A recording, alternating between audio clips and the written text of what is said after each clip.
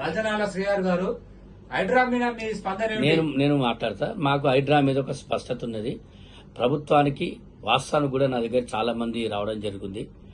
హైడ్రా వద్దు, రేవంత్ రెడ్డి ముద్దు అనే నినాదంతో మరి తూర్పు ప్రజలందరూ ముందుకెళ్లే పరిస్థితిలో ఉన్నారు. హైడ్రా ఎప్పుడైతే స్టార్ట్ చేశారో ఆ రోజు నుంచి చాలా మంది ప్రజలు అవస్థలు పడ్డారు. తినడానికి తినలేని పరిస్థితిలో వచ్చారు. ఎంతో మంది అమాయకులు రోడ్ల మీద పడ్డారు. ఇల్లు కట్టిన వాళ్ళు ఇల్లు పోయి నష్టపోయారు.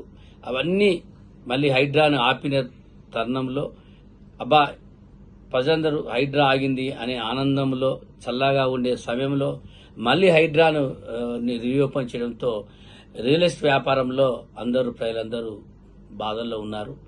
రియల్ ఎస్టేట్ వ్యాపారం మొత్తం కిందికి దిగజారిపోయింది.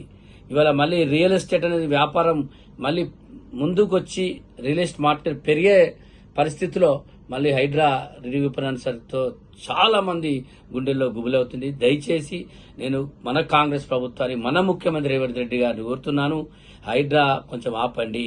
హైడ్రా వల్ల తెలంగాణ పరిస్థితి దారుణంగా ఉంది, ప్రజల పరిస్థితి దారుణంగా ఉంది, రియల్ ఎస్టేట్ పరిస్థితి దారుణంగా ఉంది.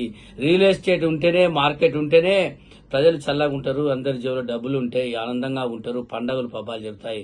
లేకపోతే పండగలు జరగవు, అన్ని తద్దినాలు జరిగే పరిస్థితులు ఉన్నాయి. కనుక దయచేసి ఏదైతే ఆలోచన చేసి మళ్ళీ రీఓపెన్ హైడ్రా చేస్తున్నారో అది విరమించుకోండి. లేకపోతే ఒక పక్కన ప్రజలు ఉరేసుకునే పరిస్థితిలో ఉన్నారు. ఇది ఒక కాంగ్రెస్ ప్రభుత్వం, నా ప్రభుత్వం గనక, నాకు హక్కు ఉంది గనక, నా ముఖ్యమంత్రి నా రేవంత్ రెడ్డి గనక నేను దయచేసి వారిని కోరుతున్నాను, హైడ్రా అనేది కొంచెం దయచేసి పక్కన పెట్టండి, హైడ్రాను తీసేయండి, హైడ్రాను తొలగించండి.